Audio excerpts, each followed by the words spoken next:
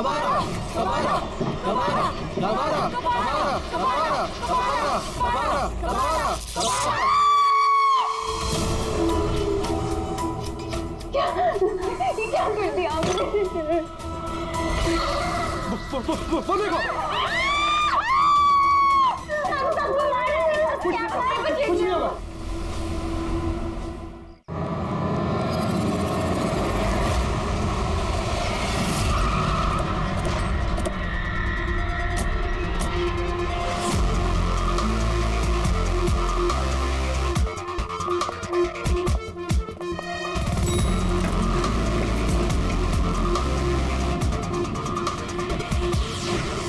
Excuse me, एक minute हटिए जरा। आइए सर, देखिए कितनी बेरहमी से मारा है। आप कौन है? सर मेरा नाम पन्ना लाल है, मैंने ही आपको फोन किया था। सेठ भाई और मैं काफी समय से साथ में बिजनेस कर रहे हैं। कल शाम को जब मैं आया था तब तक ठीक था, उसके बाद देखा तो ये हो गया सर।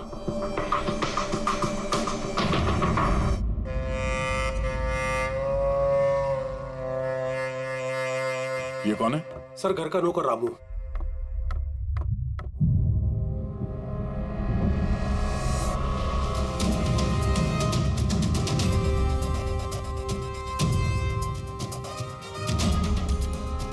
लगता है सोते में ही मार दिया, उठने का मौका ही नहीं मिला। सर ऊपर 2 लाशें हैं।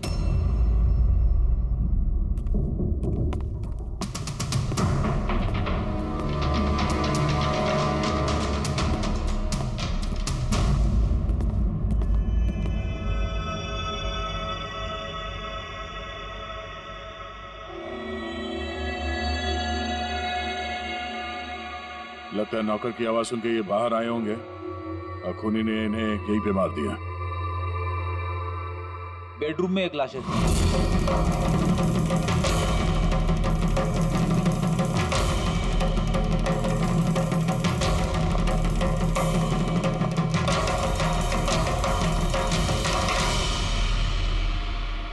आवाज सुन के उठने की कोशिश की होगी, यहीं पे मार दिया।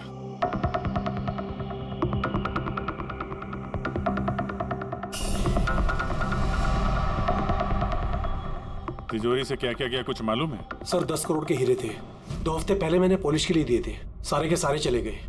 हीरे? सर बाथरूम में हथियार है।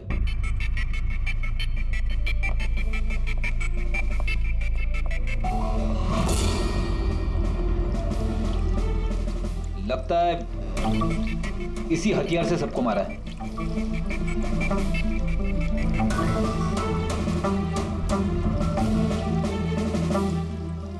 अच्छा खासा साफ कर दिया है, वो भी साबुन से।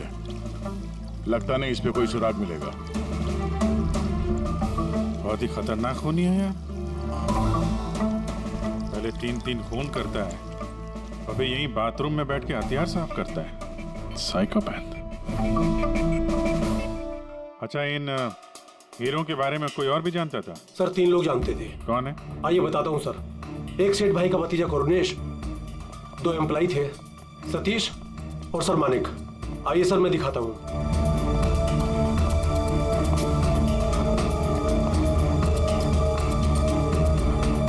सर ये सेठ भाई का भतीजा करुणेश।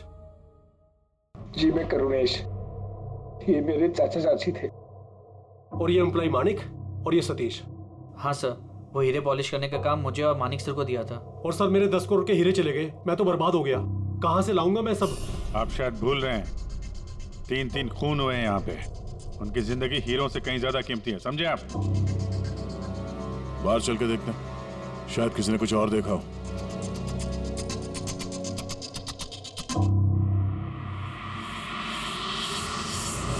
हमें कल रात की सीसीटीवी फुटेज चाहिए। ये कैमरा चल रहा है ना?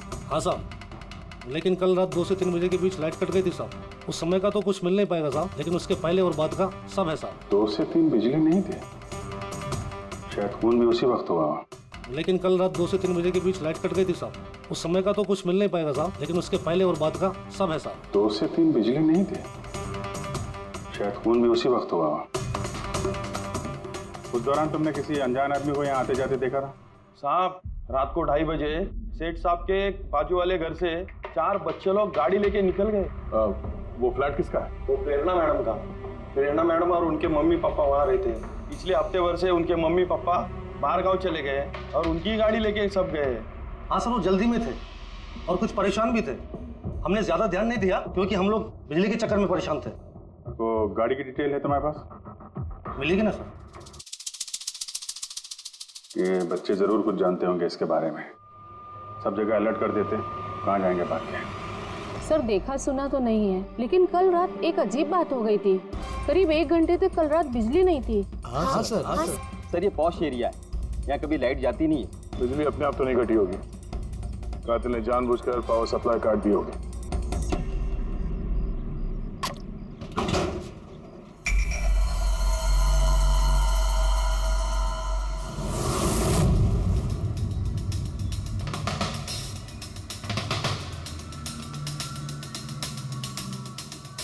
सर ये देखिए, छेड़छाड़ तो हुई है।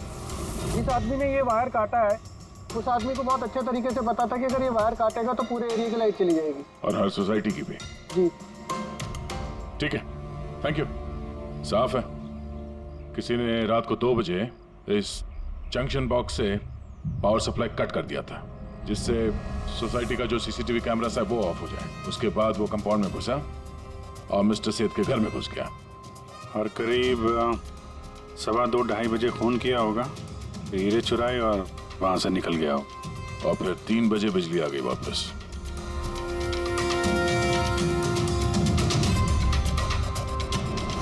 सर आपकी थियोरी में थोड़ी गड़बड़ लग रही है। क्या गड़बड़ है? उन तीनों की मौत 2 से 3 के बीच नहीं हुई है। क्या? तो फिर मौत कब हुई?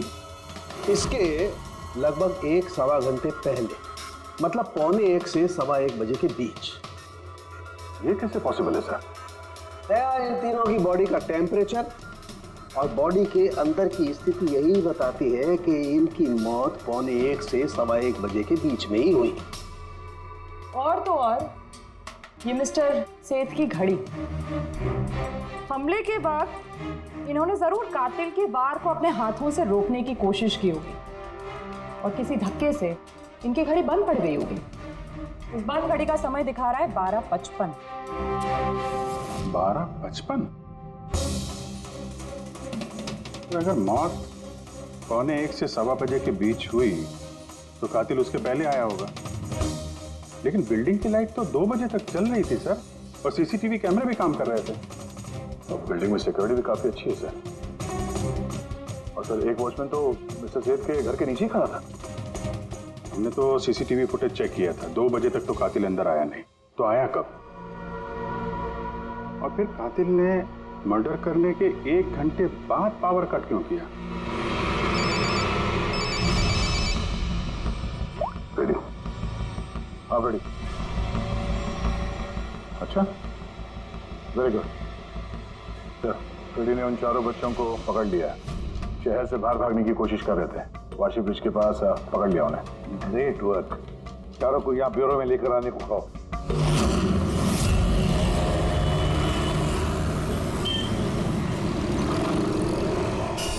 वो लोग हमारी वजह से मर गए।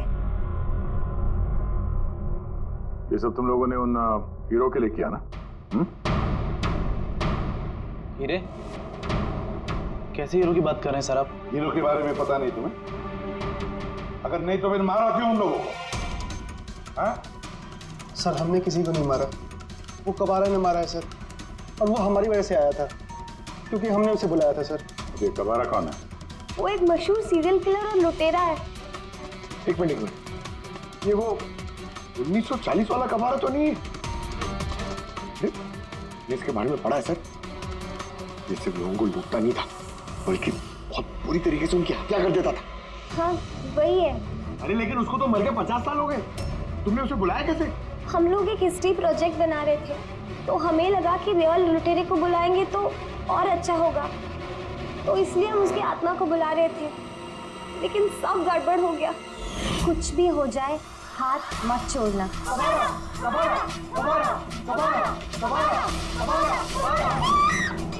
तुमने हाथ क्यों छोड़ दिया रवि? तुम्हें पता है कितना खतरनाक हो सकता है?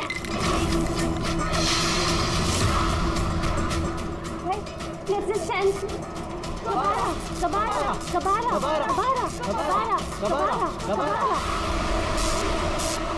सर, फिर कुछ धड़ से आवाज आई और हमने उधर देखा तो वहाँ कबारा की परछाई थी। आत्मा बुला रहे थे। चुप चुप, भूत को बुला रहे हैं। अब तुम लोग पढ़े लिखे हो ना, ऐसे सब बातों पर विश्वास करते हो? 50 साल पहले मरे हुए आदमी की आत्मा आती है, खून कर जाती है और हीरे लेकर भाग जाती है। अरे ऐसे कभी होता है? सर, उस साया को मैंने अपनी आंखों से देखा था। उसका मुंह, आंख, नाक कुछ भी नहीं था सर। कितने बजे देखा था उसे? सर 2:05 हुए थे। जब मैंने सेलफोन का टॉर्च ऑन किया था तो यही समय था सर। 2:05 यानी लाइट जाने के तुरंत बाद। जाने कातिल अकेला नहीं था, कोई और भी था उसके साथ में? वो कबारा था सर। हाँ सर, हम लोग बहुत घबरा गए थे और हम लोग वहाँ से मोनिका के हॉस्टल पे भाग गए। सर वो मैंने आप लोगों से एक बात छुपाई। एक्चुअली उस रात दोस्तों को डराने के लिए मैंने फ्रेंचाइट के साथ छेड़छाड़ की। उसे अपने पैरों से हिलाया और मैग्नेट के जरिए ब्लड और कबारा लिखा था सर। सॉरी सर, लेकिन वो साया और वो डरावनी शक्ल मैंने देखी थी, वो कबारा की आत्मा थी सर। एक बात अच्छी तरह से याद रखना, ये आत्मा वात्मा सब बकवास है। पंकज, इन सबके घर पर फोन करो, बुला लो घर वालों को, बोलो लेकर जाए यहाँ से इनको। अभिजीत, इन बच्चों ने कुछ न कुछ तो देखा जरूर है, कुछ तो देखा है, और जो कुछ भी देखा है ना उसका संबंध इन 3 हत्याओं से है।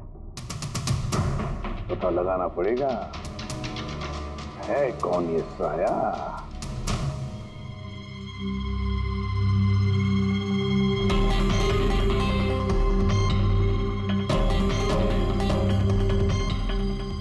उन लोगों ने खूनी को देखा होगा। हाँ सर, और खूनी कबारा है। अरे यार, बालकनी में चल के देखते हैं, कोई ना कोई सबूत छोड़ के गया होगा तुम्हारा कबारा।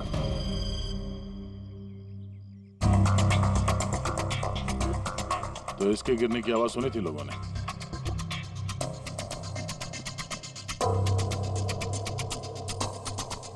सर, वो सेठ जी की बालकनी है, तो खूनी वहां से भागते हुए यहाँ पर आया होगा, तभी ये गमला गिर के टूट गया होगा। देखो जरा भाई।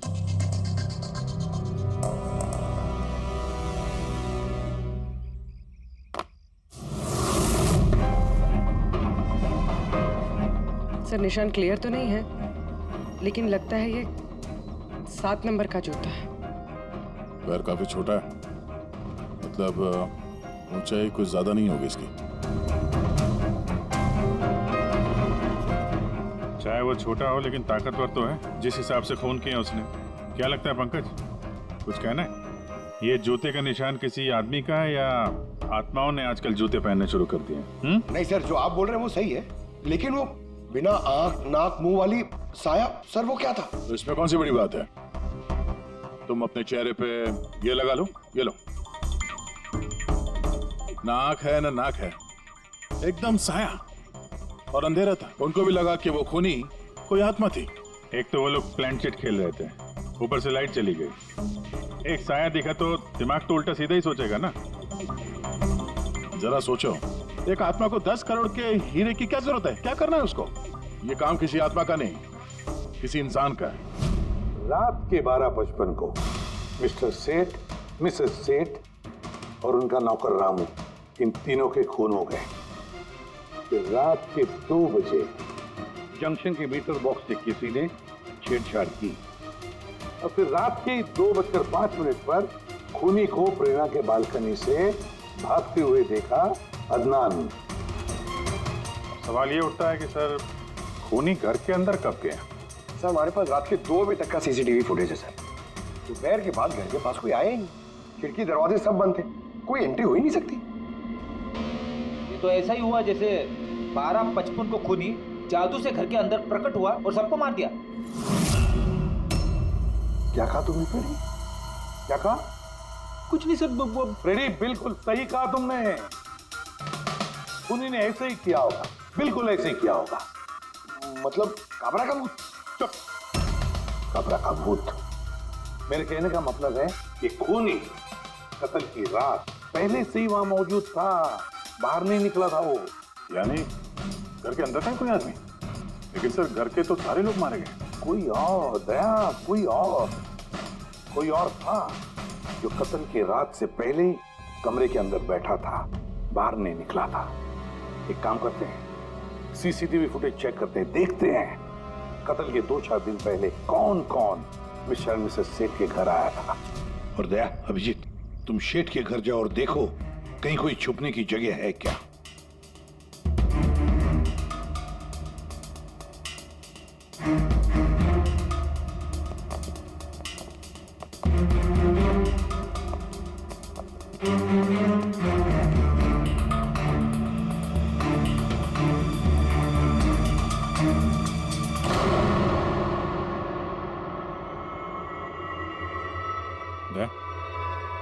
ये चींटियां देखो ऊपर जा रही हैं।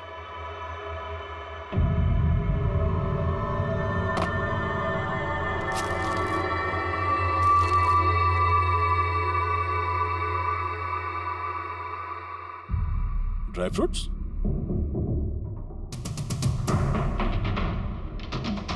ड्राई फ्रूट लेके वहां ऊपर छुप के बैठा होगा। जगह भी अच्छी है छुपने की, मौके के इंतजार में। लेकिन ये घर के अंदर घुसा कब होगा?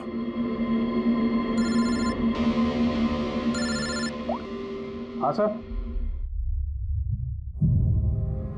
फुटेज सोसाइटी के ऑफिस में देख लेते हैं सर। हाँ हाँ, फोन ऑन है, स्पीकर फोन पर है। पूर्वी सर, कुछ पता चला कि नहीं? सर, हम कत्ल वाली रात से 2 दिन पहले की एंट्री देख रहे हैं और कुछ मिला है सर। क्या मिला? 2 दिन पहले सर चैंपियन सेल्स कंपनी का एक टेम्पो वहां आया था 10:15 बजे।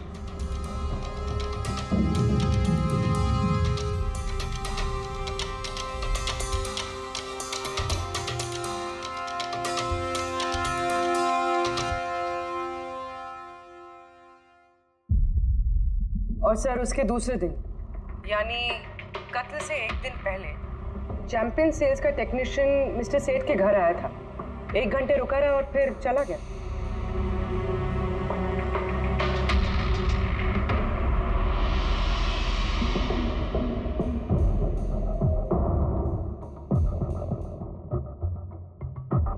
आप जरा बाहर जाइए।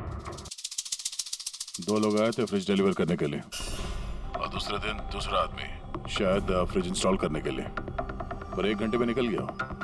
इसका मतलब है अगर खूनी वहां पर था तो उसने अपने सुराग छोड़े होंगे वहां पर। साळुंखे को बोलो सेठ के घर चले जाए।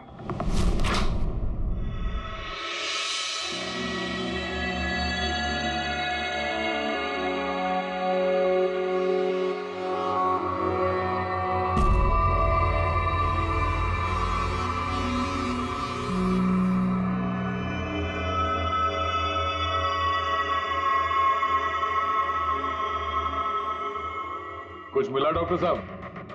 हाँ मिला, इलेक्ट्रोलाइट्स। हाँ, सोडियम क्लोराइड, यूरिया, वो सभी कुछ जो एक आदमी के पसीने में होता है। अच्छा, इसका मतलब जो खूनी जो है वो इस फ्रिज के अंदर बैठ के आया। जब डिलीवरी हुई फ्रिज की, उसके अंदर छुप के आया और घर में घुस गया। हाँ सर, कुछ दिन पहले मैंने नया फ्रिज लिया था। कंपनी वाले डिलीवरी के बाद फ्रिज खोलने नहीं देते और 1-2 दिन के बाद जब इंस्टॉलेशन वाला आता है वो फ्रिज खोलता है। तभी मिस्टर सेठ और उनके घर वालों को पता नहीं चला कि कोई और घर के अंदर घुस के बैठा है। बिल्कुल, वो आदमी फ्रिज में घुस करके बैठा होगा। फ्रिज में उसे गर्मी लगी, गर्मी से पसीना आया और वो पसीना फ्रिज में रह गया। लेकिन सालुंखे साहब, फ्रिज का कार्टन तो सील होता है, तो फिर खूनी अंदर आया कैसे और वो सांस कैसे ले रहा था?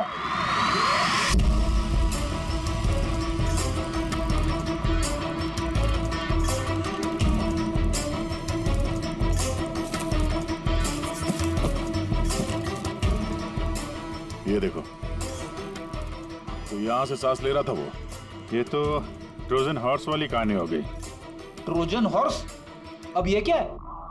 यार, एक बहुत बड़ा लकड़ी का घोड़ा लेकिन अंदर से खाली, खोखला। अंदर से खोखला?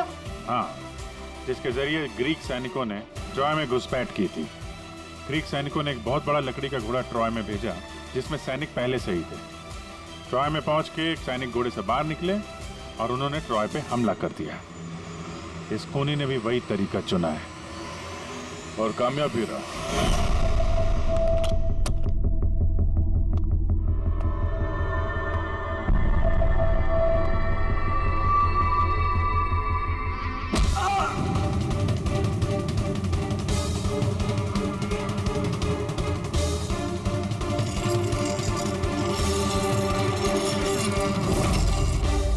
कौन हो तुम?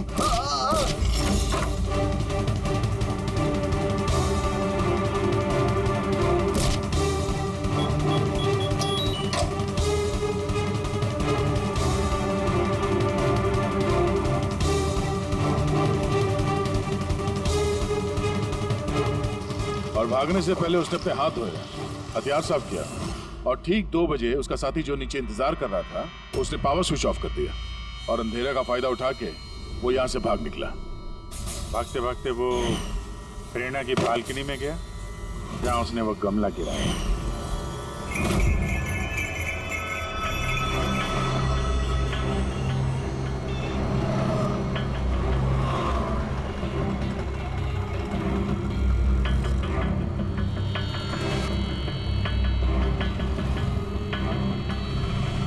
सर, ये चैंपियंस कंपनी के मैनेजर।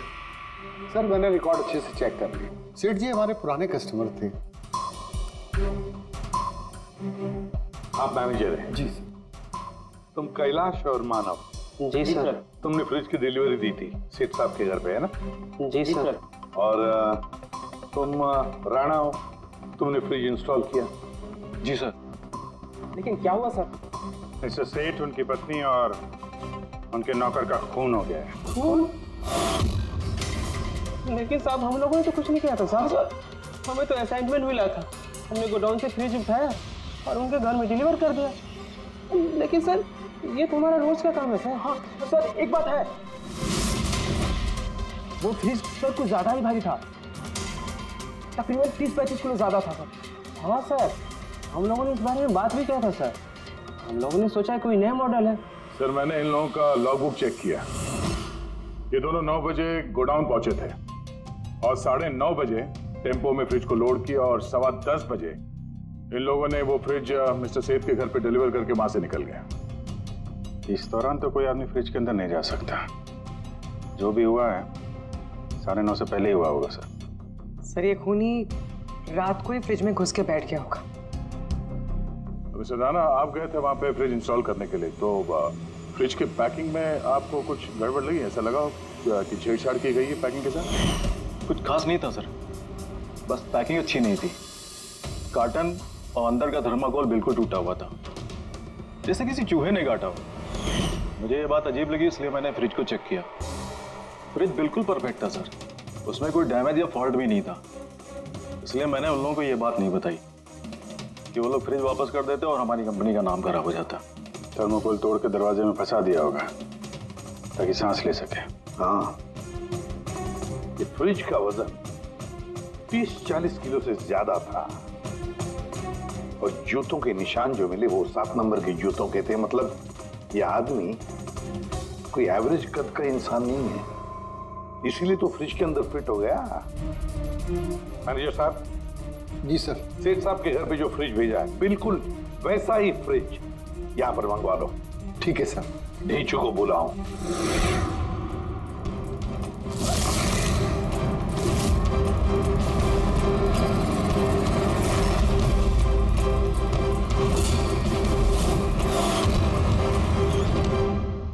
आपने बुलाया और हम चले आए। अरे वाह, कैसे हो रेजू? अरे सर, क्या बात है, इतने टाइम बाद मिल रहे हो, सब ठीक ठाक है? अभी तक तो बिल्कुल ठीक ठाक हूँ। अब आप लोगों ने मुझे सीआईडी में जब बुला ही लिया है तो देखते हैं आगे आगे होता है क्या। अब ध्यान से सुन लो। 3 खून हुए हैं और हमें यकीन है कि खूनी उस फ्रिज के अंदर बैठकर छुप कर घर के अंदर घुसा, 3 लोगों का खून किया और भाग गया। इस फ्रिज के अंदर? हाँ, इस फ्रिज के अंदर। और सर?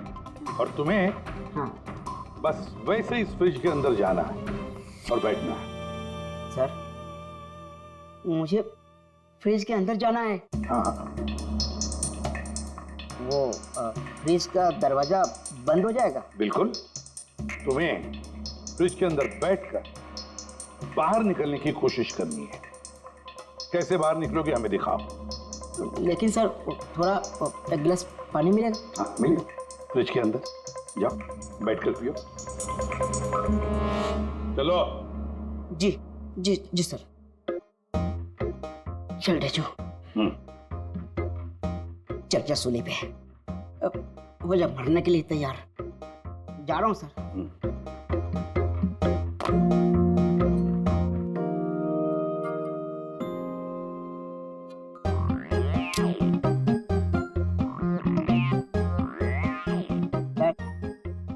देखिए, अब देखिए ढीचू का कमाल।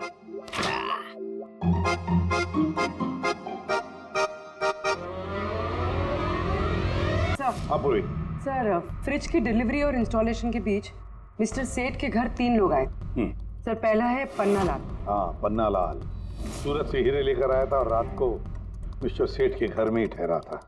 सर, वो हीरे तो उसी के थे, वो उनके लिए खून क्यों करे? हो सकता है उसने इन हीरों का इंश्योरेंस करवाया हो और इंश्योरेंस कंपनी से दुगना फायदा कमाने के चक्कर में ये सब खेल खेला उसने। और सर, दूसरा है मानिक। वो मिस्टर सेठ की कंपनी में काम करता था।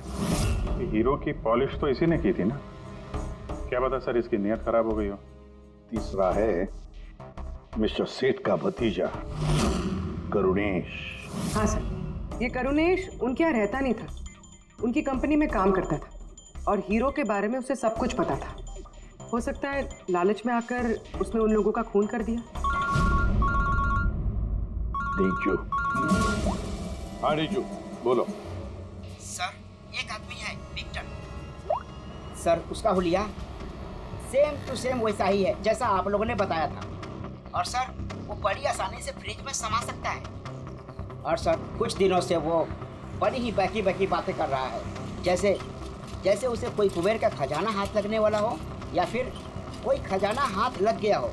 सर, वो बड़ा ही सनकी और खूंखार टाइप का आदमी है। सुना है कुछ साल पहले वो सीरियल किलर भी रह चुका है। सर, एक और सबसे इम्पोर्टेंट बात, खून अगर विक्टर ने किया है तो अपने पास ज़्यादा वक्त नहीं है सर। या तो देश छोड़ चुका होगा या फिर देश छोड़ने की फिराक में होगा। विक्टर तो मोहरा है, उसके पीछे दिमाग कोई और ही है। ये विक्टर देश छोड़कर भागने की सोच रहा है। भाग के जाएगा कहाँ सर, भागने देंगे तब ना। इसके फोन के लोकेशन से पता कर लेंगे कहाँ छुप के बैठा हुआ है। बहुत मेहनत है सीआईडी में। सर, यही कहीं है ना? हाँ रेजू, उसके मोबाइल का लोकेशन वहीं आसपास कहीं दिखा रहा है। फोन करने के बाद से वहीं पे छुपा हुआ वो। ठीक है।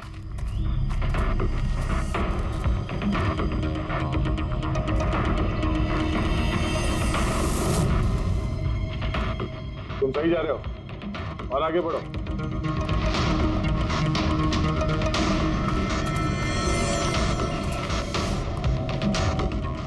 पंकज सर,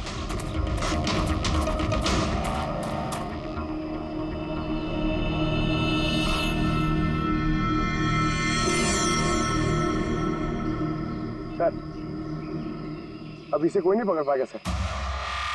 पंकज, क्या बात कर रहे हो? क्या हुआ क्या है? सर, मर गया वो। एक आखिरी कड़ी बची थी, वो भी हाथ से गई। कैसे मर गया? सर पे किसी ने पत्थर से या किसी चीज से मारा है सर, और मर के भी बहुत टाइम हो गया सर। बॉडी से बहुत बास आ रही है, बहुत बुरी हालत में है बॉडी। ठीक है पंकज, एम्बुलेंस बुलवा लो और तुम लोग वहां से निकलो। Okay sir. ओके। जैसे काम हो गया, उसको ठिकाने लगा दिया और लाश को कहीं फेंक दिया। सर, उन तीनों मर्डर्स के बाद ही विक्टर की फोन की लोकेशन वहीं दिखा रही थी। अच्छा,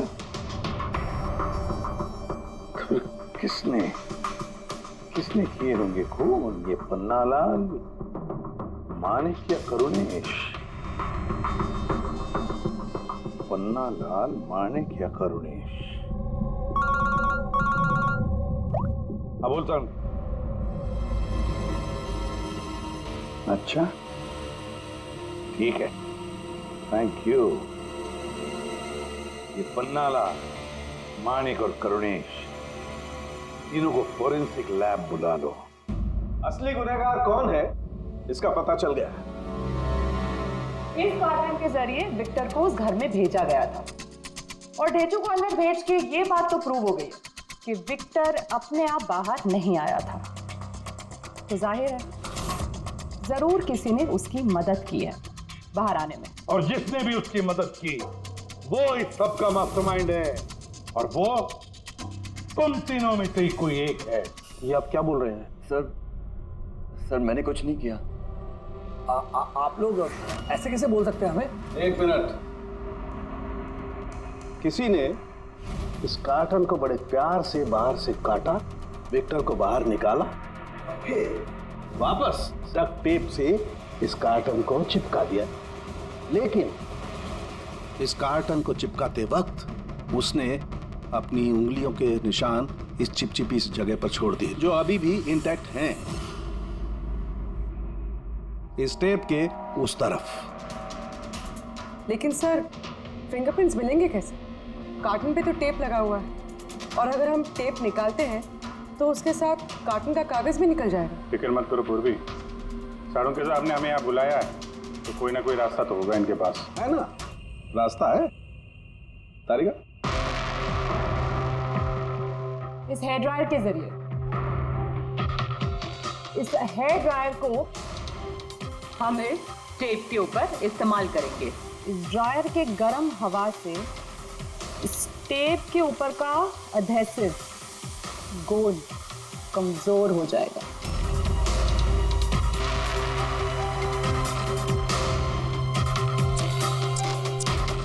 ये देखिए, फिंगरप्रिंट्स साफ साफ नजर आ रहे हैं। क्या बात है तारिका जी, कमाल कर दिया।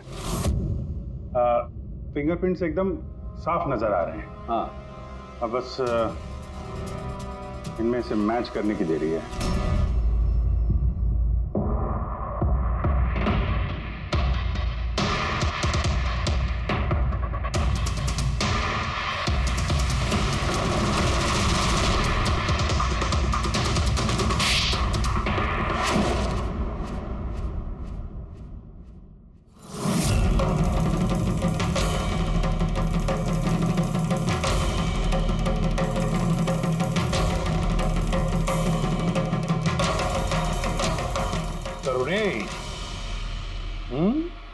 हाँ, मैंने ही किया।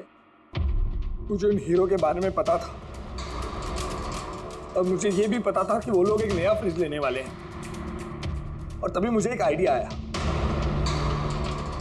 मैंने उस फ्रिज को ट्रोजन हॉर्स की तरह यूज करके विक्टर को उस घर में पहुंचाया। विक्टर को तो मैंने हीरो का लालच दे दिया था, और वो रात को वेयर हाउस जा पहुंचा और मौका देखकर अंकल के पर्ची वाले फ्रिज में जाकर छुपकर बैठ गया। फिर डिलीवरी के बाद तुम उनके घर गए और विक्टर को फ्रिज से बाहर निकाल लिया। उस रात मैं चाचा जी के घर पे ही रुका था।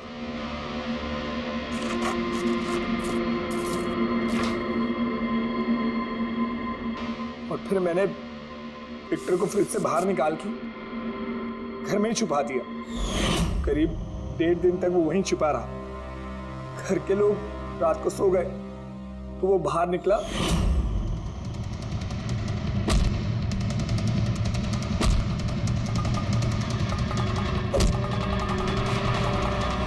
उसने सबको मारा और फिर हीरे चुराकर मेरे पावर कट करने का वेट किया। ओह, तो इसीलिए विक्टर अपने हथियार और हाथ साफ कर रहा था, इलेक्ट्रिसिटी बंद होने का इंतजार कर रहा था, क्यों? जी, फिर मैं विक्टर को अपने साथ ले गया।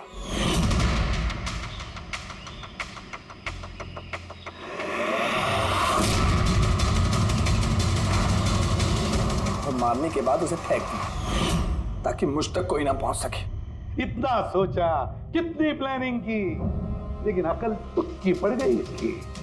ये नहीं सोचा चाहे कुछ भी हो सीआईडी वालों के हाथ तो तुम तक पहुंच ही जाएंगे। हर गुनहगार कोई ना कोई गलती करता ही है, जैसे तुमने अपनी उंगलियों के निशान छोड़ दिए ना इधर, बस हमारे लिए उतना ही काफी था। 4 खून किए तुमने हीरो की लालच में। अब भुगतो अपने कर्मों के फल।